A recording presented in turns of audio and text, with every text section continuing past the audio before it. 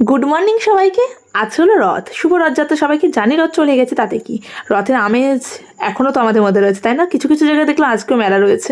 তোমাদের ওখানে মেলা বসে কিনা আমাকে জানিও কিন্তু। রথের দিন সকালবেলা উঠে আমি আগে বাসি কাজগুলো সেরে নিই, এটা আমার রেগুলার রুটিন। আর কলেজ থাকলেও করি, তবে সবটা করা হয় না, বাড়ি থাকলে যতটা গুছিয়ে করা হয়। আর তোমরা আমার আনলা গোছানো বেশ প্রশংসা করো, যেটা শুনে আমার খুব ভালো লাগে। আসলে আমি না খেয়েও থাকতে পারবো, কিন্তু ঘর না গুছিয়ে পরিষ্কার পরিচ্ছন্ন চারপাশটা না থাকলে না খুব বেশি ইরিটেটিং লাগে। এটা যদি তোমরা কেউ করে থাকো আমাকে অবশ্যই কিন্তু পিং করো, তাহলে আমি বুঝবো আমার দলে কেউ না কেউ তো আছেই। 1 ঘন্টা লেগে যায় আমার এই ডাস্টিং পর্ব সারতে।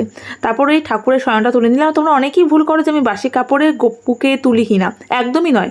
আমি জাস্ট পর্দাটা সরিয়ে দিই, আর যে জলটা দিয়ে থাকে রাত্রিবেলা ওই জলের গ্লাসটা সরিয়ে দিই।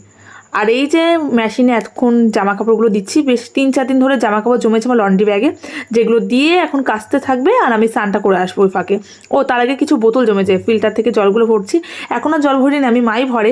তবে কিছু বোতল বাদ পড়ে থাকে, যেগুলো রাত্রিবেলা নিয়ে শুই বিছানায়, ওই বোতলগুলো নিয়ে জলগুলো ভরলাম। আর শ্যাম্পু করার ডেট আছে, শ্যাম্পু করে চলে আসলাম। চলো বাই।